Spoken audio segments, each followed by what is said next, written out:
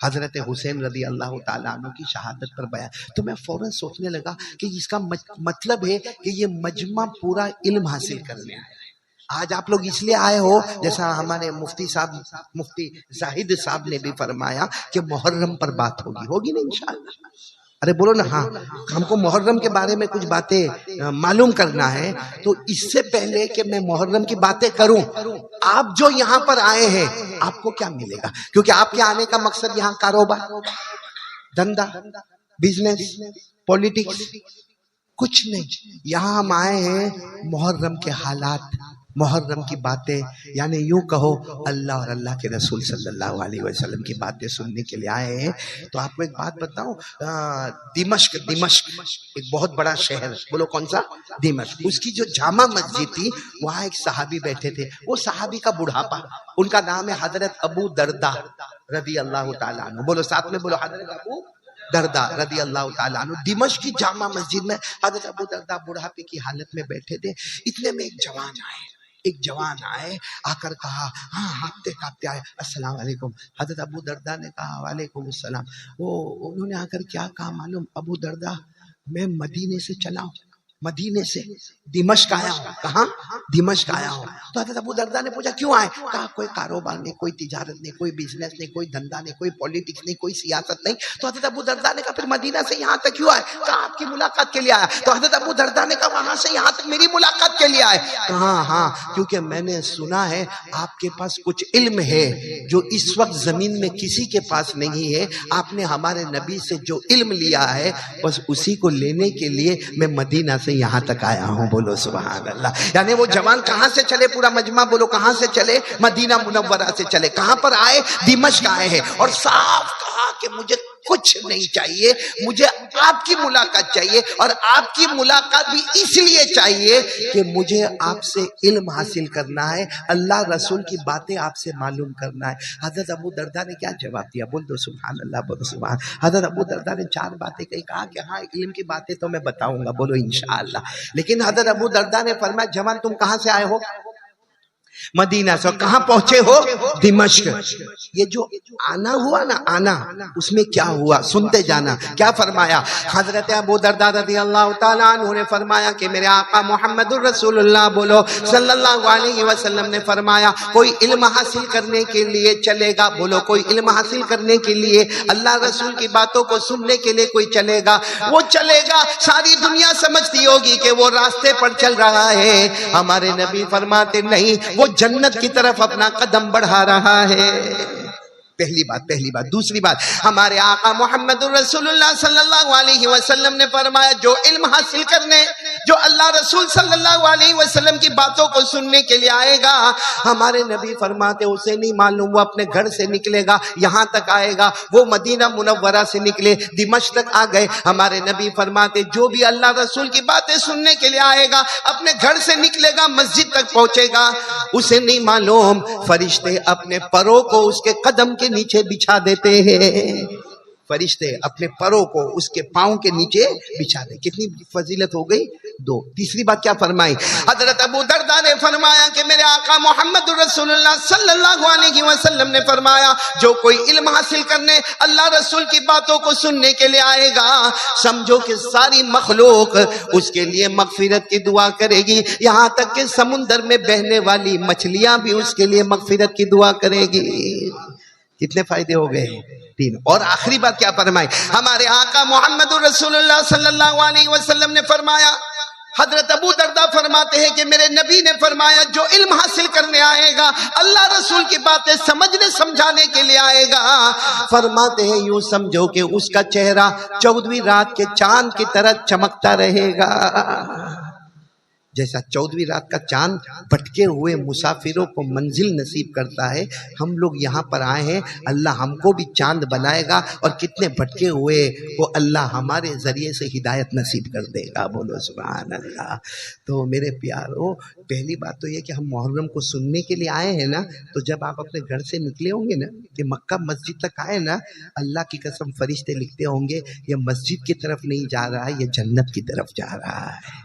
اور فرشتے لکھتے ہوں گے اللہ اللہ یہ تیرے اور رسول کی باتیں سننے جا رہا ہے، اللہ ہمیں پرمیشن دے دے، اللہ اجازت دیا ہوگا، آج ہم نے اپنے چپل اپنے جوتے سڑک پہ نہیں رکھے ہوں گے، فرشتوں کے پروں پر رکھے ہوں گے، بولو سبحان اللہ۔ اور نمبر 3، ہم تو یہاں بیٹھے ہیں محرم کی باتیں سننے کے لیے، اللہ رسول صلی اللہ علیہ وسلم کی باتیں سننے کے لیے، ہمیں نہیں معلوم دنیا میں اتنا سمندر ہے، سمندر کی ہر مچھلی ہمارے لیے مغفرت کی دعا کر رہی ہوگی، بولو سبحان اللہ۔ اور پھر ہمارا چہرہ 14ویں رات کے چاند کی طرح چمکے گا، بولو سبحان اللہ۔ اور ایک بات بتاؤں، کہیں بھی ایسا معلوم ہو نا کہ دین کی مجلس ہے، کہیں بھی معلوم ہو آپ کو، اور آپ کو معلوم ہے کہ وہاں جا کے وہ باتیں ملے گی جو آج تک میرے کو معلوم،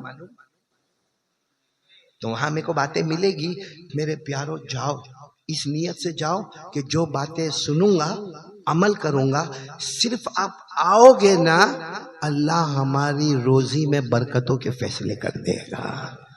ہاں، جو اللہ رسول کی باتوں کو معلوم کرنے کے لیے جمع ہوتا ہے نا، اللہ غیب سے اس کی روزی دیتا ہے۔ میں آسان الفاظ میں کہوں، دکان پر جاؤ تو جیب میں روزی ہے، اللہ رسول کی باتیں سننے آؤ تو غیب میں روزی کا فیصلہ ہو جاتا ہے۔ آپ کو ایک بہت عجیب بات بتاؤں گا، مصر ایجپٹ جس کو کہتے ہیں، مصر میں 4 جوان، کتنے آپ نام سنیں، ایک جوان کا نام ہے محمد ابن جریر، کیا نام؟ محمد ابن جریر۔ ایک جوان کا نام ہے محمد ابن اسحاق، ایک جوان کا نام ہے محمد ابن ہارون، اور ایک چوتھے جوان کا نام ہے محمد۔ تو کتنے ہو گئے؟ 4۔ ایک محمد ابن جریر، ایک محمد ابن اسحاق، ایک محمد ابن نصیر، ہاں یہ رہ گیا محمد ابن نصیر، اور چوتھے محمد ابن ہارون۔ کتنے ہو گئے؟ یہ 4 جوان، چاروں مصر میں اللہ رسول کی باتوں کو سمجھنے کے لیے آئے، لیکن پیسے، ارے بولو نا، پیسے ختم ہو گئے۔ اب وہ زمانے میں ایسے مدرسے نہیں ہوتے تھے کہ کھانے کا بھی انتظام، نہ پینے کا بھی انتظام، نہ کپڑے کا بھی انتظام، نہ کپڑے دھونے کا بھی انتظام، نہ روٹی کا بھی انتظام، نہ چاول کا بھی انتظام۔ اب یہ بیچارے چاروں 4 آئے تھے، معلوم نہیں کہاں سے آئے تھے، اور مصر شہر میں آئے تھے، اور وہاں کے علماء کے پاس علم حاصل کرنا، ایجوکیشن، نالج، اللہ کی باتیں، اللہ کے رسول صلی اللہ علیہ وسلم کی باتیں۔ اور یہ 4 جوان ہیں، محمد ابن جریر بھی جوان ہے، محمد ابن اسحاق بھی جوان ہے، محمد ابن نصیر بھی جوان ہے، اور محمد ابن ہارون بھی جوان ہے۔ بولو کتنے ہیں؟ 4۔ پیسے بولو کیا ہو گئے؟ ختم ہو گئے۔ ایک دن بھوکے رہے، 2 دن بھوکے رہے، 3 دن، چوتھے دن تو یہ حال ہوا کہ بھوک برداشت نہیں ہوئے چاروں جوانوں سے۔ تو چاروں جوانوں نے مل کر مشورہ کیا کہ دیکھو ہم آئے اللہ رسول صلی اللہ علیہ وسلم کی باتوں کو یاد کرنے کے لیے اور سننے کے لیے، سمجھنے کے لیے، لیکن 3 دن ہو گئے، ہمارے سے تو چلا بھی نہیں جاتا ہے بھائی، 3 دن کے بعد تو چلا بھی نہیں جاتا۔ تو چاروں جوانوں نے مل کے کیا مشورہ کیا معلوم؟ ہم 4 میں سے ایک جو ہے نا، وہ ذرا لوگوں سے پیسہ مانگ کے آوے، پیسہ آئے گا تو کھانا لائیں گے اور کھانا کھائیں گے اور آگے پڑھیں گے، ورنہ پڑھنا پڑھانا کیسے ہوگا؟ تو ہم 4 میں سے کوئی ایک جاوے اور سب سے جا کے پیسہ مانگ کے لاوے۔ اب مشورہ ہوا، 4 تھے، چاروں کہ میں نہیں جاؤں گا، دوسرا کہ میں بھی نہیں جاؤں گا، تیسرا کہ میں بھی نہیں جاؤں گا، چوتھا کہ میں بھی نہیں جاؤں گا۔ تو کہا پرچی اڑا، وہ چٹھی اڑاتے نا، چٹھی جس کا نام آوے اس کو جانے کا اور سب سے پیسہ مانگ کے لانے کا، تاکہ ہم اپنی تعلیم، اپنا سیکھنا سکھانا، اللہ کے رسول کی باتوں کو سمجھنا آگے بڑھے گا۔ اب پرچی اڑائی تو نام آیا محمد بن اسحاق۔ بولو کس کا نام آیا؟ تو وہ تینوں نے کہا کہ تمہارا نام آیا ہے، جاؤ لوگوں کے پاس سے پیسے لے کے آؤ، کیونکہ ہم 3 دن ہو گئے کھانا وانا کھائے نہیں ہے۔ تو محمد ابن اسحاق کو اتنی شرم آئی، کہا میں جاؤں گا، لوگوں سے مانگنے جاؤں گا، لیکن میں کو اتنا موقع دو، پہلے 2 رکعت پڑھ کے اللہ سے مانگ لوں گا، پہلے 2 رکعت پڑھ کے اللہ سے مانگ لوں گا۔ یہ کہہ کے محمد بن اسحاق بعد میں تو بہت بڑے امام بن گئے، انہوں نے 2 رکعت پڑھی اور معلوم نہیں کیا اللہ سے مانگا، کیسے اللہ سے مانگا کہ یہ چاروں ایک جگہ پر بیٹھے تھے، ایک شخص 4 بڑے بڑے ٹھیلے لے کر آیا، ایک شخص 4 بڑے بڑے ٹھیلے لے کر آیا اور اعلان کر رہا ہے محمد ابن جریر کون ہے؟ پھر دوسرا اعلان کرتا ہے، وہی شخص جس کے ہاتھ میں 4 ٹھیلے ہیں بڑے بڑے، کہتا ہے پہلا اعلان محمد ابن جریر کون ہے، پھر اس کے بعد میں محمد ابن نصیر کون ہے، پھر محمد ابن اسحاق کون ہے، پھر محمد ابن ہارون کون ہے۔ تو یہ چاروں کے نام محمد تھے، چاروں نے اپنے ہاتھ اوپر کیے، محمد ابن جریر کہے میں، دوسرے کہے محمد ابن ہارون میں، محمد ابن نصیر کہے کہ میں، اور چوتھے محمد ابن اسحاق جو دعا مانگ رہے تھے 2 رکعت نماز پڑھ کے، کہا میں۔ تو کہا یہاں کے بادشاہ نے ہر ایک کے لیے 50,000 دینار کے ٹھیلے بھیجے ہوئے ہیں، بولو سبحان، 50,000 دینار یعنی سونے کے ٹکڑے، یہ 4 ٹھیلے آئے، چاروں کو تو چاروں نے لے تو لیا، تو اس کے بعد کہا لیکن آئے کیسے؟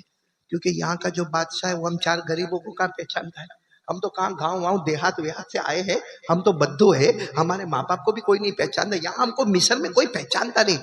کہا یہاں کے جو بڑے ہیں جن کا نام ہے شیخ احمد، بولو ان کا نام کیا تھا؟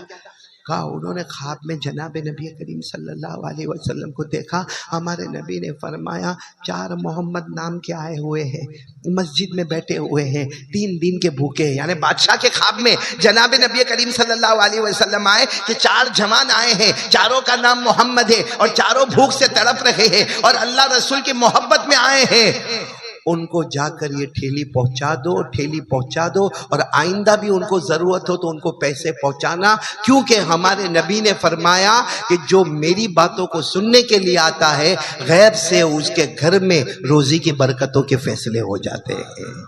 تو آج ہم محرم سننے آئے ہیں، الحمدللہ، بولو الحمدللہ، تو ہمارے یہاں بھی روزی کے فیصلے ہوں گے، بولو انشاءاللہ۔ ہمارے لیے بھی سمندر کی مچھلیاں دعا مانگے گی، بولو انشاءاللہ۔ ہمارا چہرہ بھی 14ویں رات کے چاند کی طرح چمکے گا، بولو انشاءاللہ۔ اور بولو فرشتے بھی ہمارے لیے پر بچھائیں گے، بولو انشاءاللہ۔ تو سب لوگ جہاں بھی معاملہ ایسا ہو پہنچ جانے کا، تاکہ یہ سب باتیں ہم کو ملے گی۔ پھر میں کہتا ہوں دکان جاؤ گے تو جیب گرم ہوتا ہے، اور اللہ کے رسول کی باتیں سننے آؤ گے تو غیب گرم ہو جاتا ہے، اور ظاہری بات ہے جیب آئے گا دنیا والوں سے، غیب آئے گا مصطفیٰ اور اللہ کی طرف سے، بولو سبحان اللہ۔